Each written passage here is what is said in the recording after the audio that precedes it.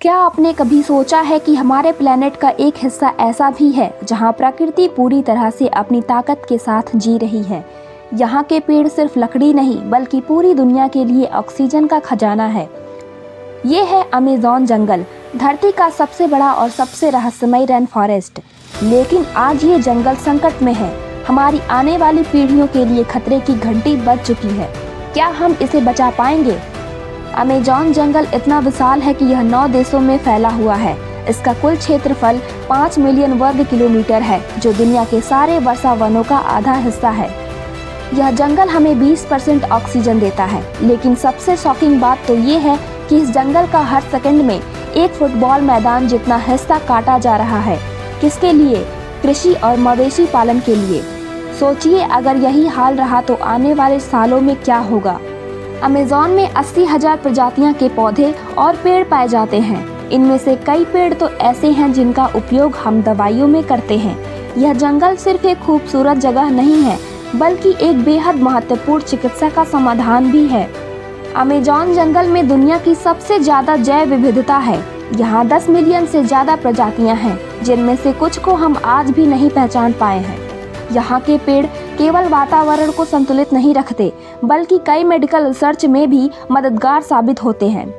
Amazon जंगल सिर्फ पेड़ पौधों का घर नहीं है, यह हमारे पर्यावरण के लिए भी बेहद महत्वपूर्ण है।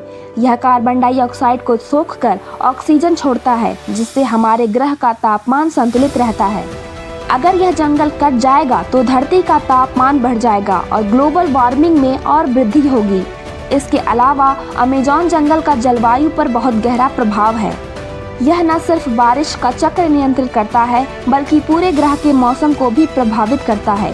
अगर यह जंगल खत्म हो गया तो दुनिया भर में सूखा और मौसम की असमानताएं बढ़ जाएंगी। अमेज़न जंगल का एक और अनोखा पहलू ये है कि यह खुद अपना मौसम बनाता है।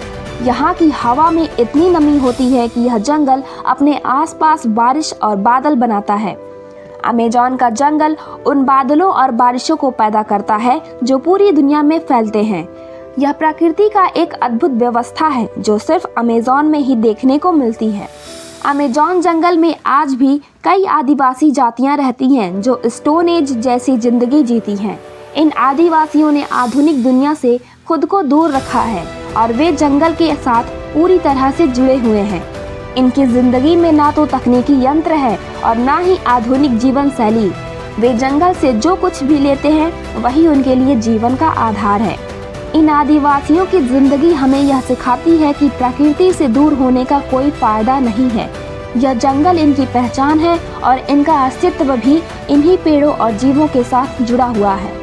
आजकल जंगल की कटाई सिर्फ जमीन की सूरत बदलने के लिए नहीं हो रही है, बल्कि यह पूरे पारिस्थितिकी तंत्र को खतरे में डाल रही है। वह लोग जो इस जंगल में रहते हैं, इनकी जिंदगी अब असुरक्षित होती जा रही है।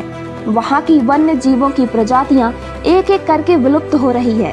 निर्माण, खेती और मवेशी पालन के नाम पर यह अमेज़न जंगल दिन पर दिन सिकुड़ता जा रहा है। इससे जानवरों के प्राकृतिक आवास छिन रहे हैं और कई प्रजातियां समाप्त हो रही हैं। लेकिन यह सिर्फ अमेज़न तक सीमित नहीं है।